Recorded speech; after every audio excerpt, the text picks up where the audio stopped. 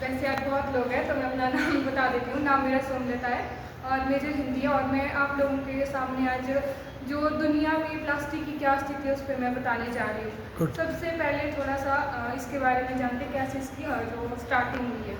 Plastic की शुरुआत 19वीं सदी में हुई। जॉन वेस्ली हयात ने 1869 में सेल्यूलाइड का आविष्कार किया जो पहला सिंथेटिक प्लास्टिक था। कौन सा था? वो सिंथेटिक। अब इसके बाद 1907 में लियो बैकलैंड ने बैकलाइट का आविष्कार किया जो पहला पूरी तरह से सिंथेटिक थर्मोसेटिंग प्लास्टिक था। वाह, समझ आया कुछ? कोई बात नहीं, समझेंगे अभी। एक मतलब नॉर्मल सी लाइन है इसमें, मतलब जो स्टार्टिंग बताई है। ओके, प्लास्टिक के प्रकार। और जो प्लास्टिक होता है 2 प्रकार का होता है। पहला है थर्मोप्लास्टिक, दूसरा है थर्मोसेट। वाह, यदि पर्याप्त गर्मी लगाई जाए तो थर्मोप्लास्टिक नरम और पिघल जाएगा। इसके उदाहरण हैं पॉलीथीन हो गया, पॉलीस्टाइनिन हो गया और पीटीएफ है। चाहे कितनी भी गर्मी, दूसरा है चाहे कितनी भी गर्मी लगाई जाए थर्मोसेट नरम या पिघलते नहीं है। उदाहरण है मिकाटा, जीपीओ और जी10। इसके मैंने उदाहरण भी लिखे, वो मैं आपको आगे बताऊंगी। ठीक है। प्लास्टिक का निर्माण। अब इसका निर्माण कैसे होता है? मुख्य रूप से पेट्रोलियम या प्राकृतिक जो गैस होती है उससे प्राप्त होता है हाइड्रोकार्बन, और इन हाइड्रोकार्बन को संसाधित करके मोनोमर्स को बहुलीकरण या पॉलीकंडेंसेशन नामक प्रक्रियाओं द्वारा एक साथ जोड़कर पॉलीमर बनाए जाते हैं जो प्लास्टिक का मुख्य घटक है। जब मैंने पहली बार इसकी स्टडी की थी मुझे कुछ मतलब समझ नहीं, क्योंकि मैं हिंदी की स्टूडेंट थी, बट मैंने फिर भी ट्राई करा इसको ईजी से ईजी बनाने का। ठीक है। तो प्लास्टिक के जो उपयोग है, मैंने ज़्यादा डिटेल नहीं बनाया शॉर्ट कट, और आप लोग अपने से सर्च करके इसको अच्छे से समझ सकते हैं। प्लास्टिक के उपयोग है जैसे पैकेजिंग, निर्माण सामग्री, घरेलू सामान इत्यादि। वैसे आप लोगों को पता है कि बहुत सी क्या प्लास्टिक के उपयोग है अभी के टाइम पे। अब यहाँ पे है, अब इसका थोड़ा सा प्रोसीजर है, ये बनता कैसे है। यहाँ लिखा प्रभावी आसवन क्रूड ऑयल, एक ऐसी प्रक्रिया जिसका उपयोग 2 या 2 से अधिक तरल पदार्थों के मिश्रण को उनके बॉइलिंग पॉइंट में अंतर के आधार पर अलग अलग करने के लिए किया जाता है। जैसे इसका एक प्रोसीजर होता है जो प्लास्टिक बनता है, ये भी अलग अलग प्लास्टिक होते हैं। जैसे कोई कागज़ के, किसी के बर्तन बनते हैं, जैसे चेयर हो गई, बहुत सारे इसमें आ सकते हैं। ठीक है। अब जैसे एक कच्चा तेल होता है तो उसमें कौन कौन सी उसमें और चीज़ें ऐड होती है, जैसे पेट्रोलियम गैस। पेट्रोलियम गैस इसको 25 डिग्री सेल्सियस पेट्रोलियम गैस। उसके बाद आता है गैसोलीन, ये है 25 से 60 डिग्री सेल्सियस। नेफ्था 60 से 180 डिग्री सेल्सियस, और पैराफिन 180 डिग्री से 220 डिग्री, डीजल 220 से 250 डिग्री। मतलब ये प्रोसीजर इससे क्या है, प्लास्टिक का बन रहा है। और जब ये तैयार होता है तो इसको अलग अलग चीज़ों में डिवाइड होता है। ठीक है। डीजल 220 डिग्री से 250, फिर ईंधन तेल हो गया, चिकनाई वाला तेल, ये 300 से 350 डिग्री सेल्सियस में। एक होता है बिटुमेन। अब बिटुमेन कुछ ऐसा होता है। ठीक है। अब आप लोगों में से बता सकते हो कि बिटुमेन क्या होता है? मैं तो सुना नहीं, कोई बोलेगा भाई बिटुमिन क्या होता है? मैं बोलता है हम सब नॉन साइंस बैकग्राउंड है, पर फिर भी सुना तो है। मैं छोटी क्लास में हमने शायद पढ़ा है, मैंने इस पे ज़्यादा सर्च नहीं किया। जो कोयला तो नहीं होता? सड़कों पे या अच्छा, चारकोल जो बिछाते हैं। अच्छा, कोयले से क्या होता है, और सड़कों पर वो बिछा लेते हैं, चिपचिपा पदार्थ होता है। अच्छा, वो काली काली ऐसी लेयर जो बिछाते हैं। अच्छा, कोयले से उसका प्रोसीजर स्टार्ट होता है। गुड। और मेन जो टॉपिक है वो दुनिया में प्लास्टिक की स्थिति। अब दुनिया में सबसे ज़्यादा प्लास्टिक। एक मिनट मैडम, मैं आपकी बात को कॉन्टेक्स्ट देता हूँ। देखो, हो सकता है आप और मेरे को प्लास्टिक कैसे केमिकल तरीके से बनता है नहीं पता, पर मोटा मोटा हमें आइडिया होना चाहिए भाई कैसे बन रहा है। तो जो पता लग रहा है, जो तेल निकलता है ना ज़मीन के नीचे से, उसी से बनता है। ठीक है। और जब तेल निकलता है उसको जब छानते हैं, अपना देश भी नंबर 1 है इसमें, रिफाइनरी, समझते हैं आप? तेल को छानने में, तेल हमारे पास कम है पर छानने में हम एक्सपर्ट हैं। बाहर से तेल लाते हैं और बड़ी बड़ी रिफाइनरी में छानते हैं, और छन के जैसे अमृत बनता है ना, सबसे हाई क्वालिटी का, जितना मुझे नॉलेज है, वो हवाई जहाज का तेल सबसे महंगा होता है, सबसे शुद्ध होता है वो। फिर पेट्रोल, डीजल, और उससे लास्ट में मिट्टी का तेल, फलाना ढिमका, बिटुमिन, ऐसे ऐसे बनते हैं, और बाद में अपना प्लास्टिक भी निकलता है उससे।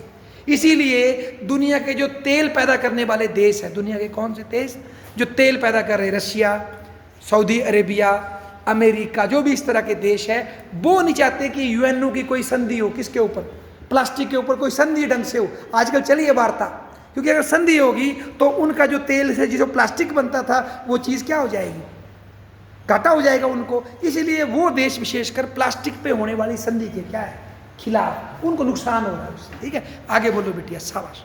दुनिया में सबसे ज़्यादा जो प्लास्टिक का उत्पादन वो चीन करता है। शाबाश। ये 2021 की रिपोर्ट के अनुसार है, और अभी तो 2025 है, तो इसमें ज़्यादा भी बढ़ सकता है, मतलब कोई और देश भी हो सकता है। रुको, एक क्यों, देखो चाइना में इतना तेल नहीं है बेटा, पर चाइना दुनिया की क्या है इस टाइम, फैक्ट्री।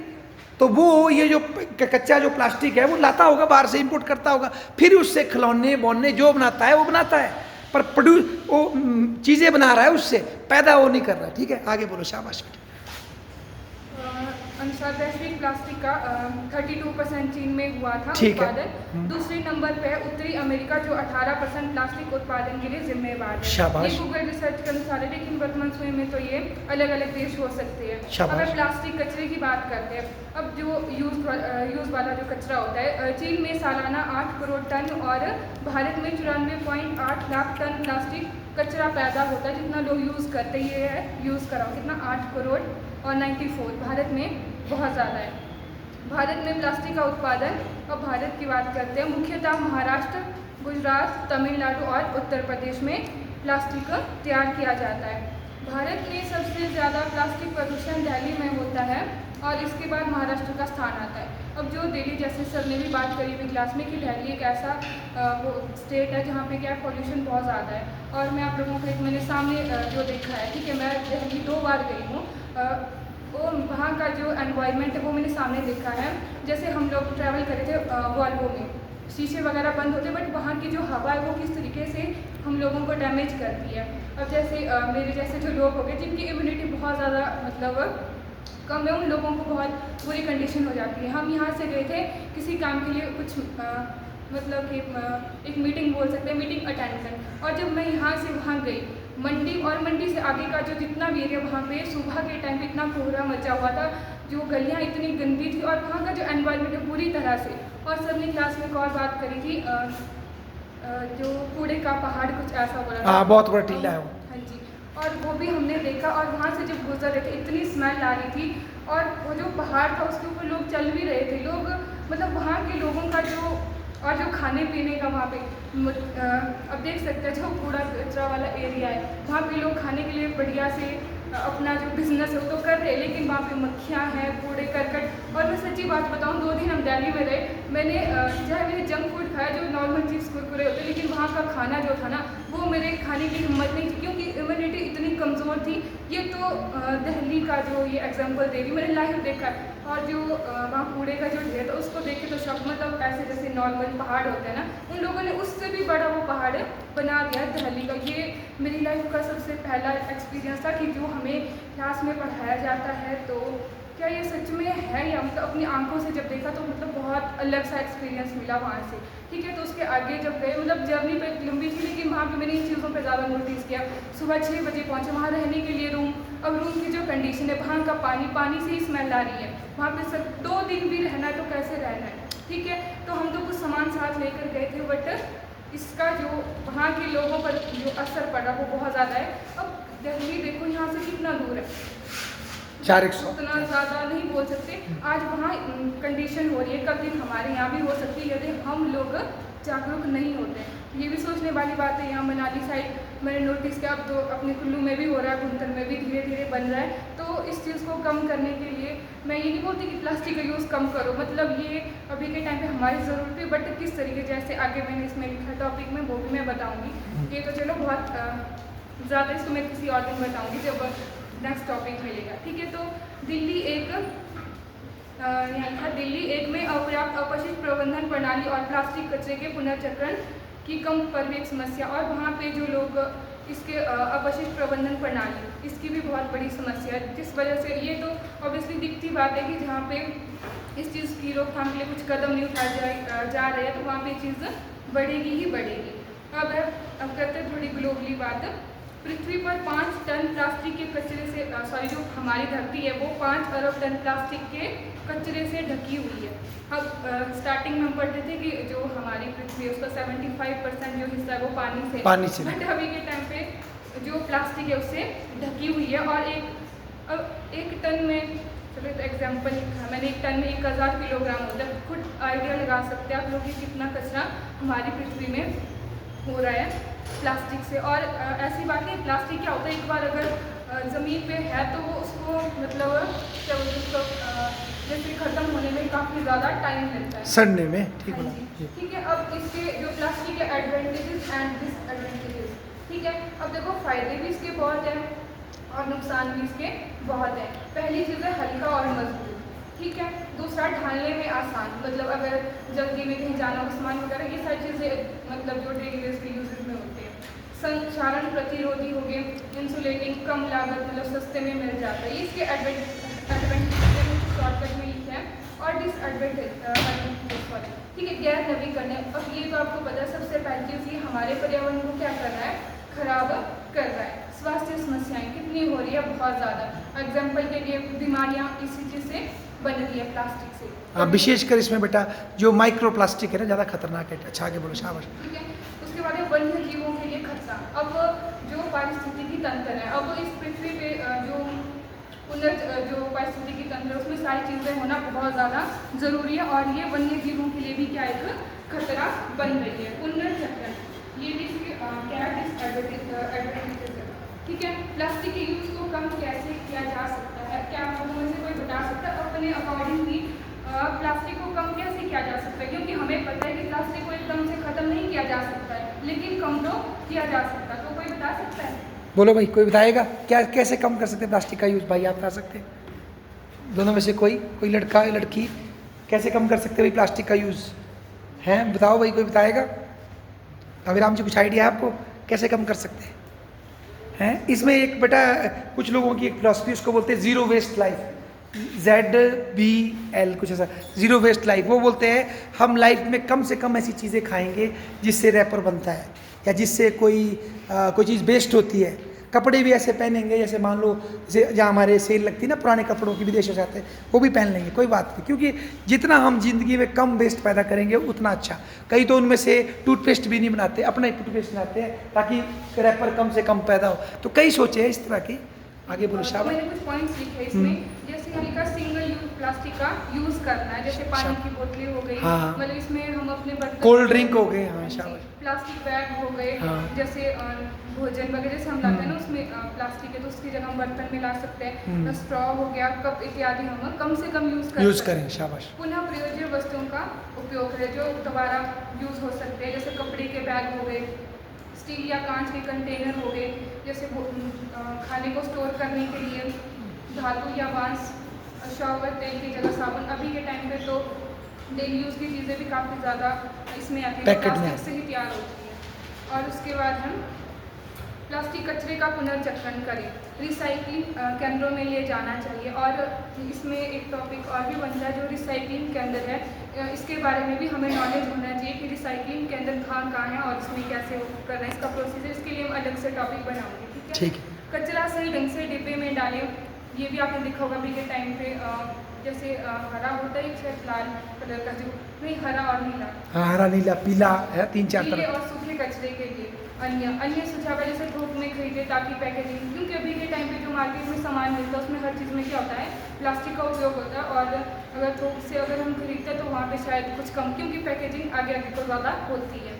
अब जैसे हमने छोटी क्लासों में भी पढ़ा हुआ है कि जैसे हम कचरे को कम करने के लिए जो ये प्रदूषण हो रहा है इसकी वजह से प्लास्टिक, इसको कम करने के लिए हम 3R का यूज़ कर सकते हैं। हाँ, लिखो इसको, लिखो 3R, शाबाश बेटे। 3R ये पता होना चाहिए बेटा। जब रिसाइकलिंग की बात आती है, पुनर्चक्रण की, उसमें 3R होते हैं, देखो। हाँ शाबाश, 3R, रिड्यूस और क्या था, शाबाश। रिड्यूस होता है तो कम यूज ही कम करो भैया, ठीक है। रिड्यूस और क्या था, हाँ, रिड्यूस कम करना। चलो तो समझाएंगे, इंग्लिश लिख बेटा, ये समझाएंगे, सारे नहीं लेंगे, ऐसा कुछ नहीं है, इनके पास सारी फैसिलिटी है। रिड्यूस और क्या होता है, रीयूज, फिर से यूज़ करो। हाँ, इसको बोलते हैं भाई कचरे को ठीक करने के लिए रिड्यूस, रीयूज और रिसाइकल, 3 चीज़ें करो। रिड्यूस करो, कम यूज करो, रीयूज करो पुरानी चीज़ को, और रिसाइकल करो, है ना। ये 3 R होते हैं ये इसको निपटाने के लिए, शाबाश। और ये हो गया। और उसके बाद कुछ और पॉइंट्स इसमें, प्लास्टिक को मिट्टी में पूरी तरह घुलने में बहुत लंबा समय लगता है, आमतौर पर 20 से 500 साल का समय लगता है नॉर्मल जो प्लास्टिक होता है उसको मिट्टी में घुलने के लिए। मिट्टी की ये है जो प्लास्टिक की जो बोतलें होती है मिट्टी में मिलने के लिए 450 साल तक का समय लगा सकती है।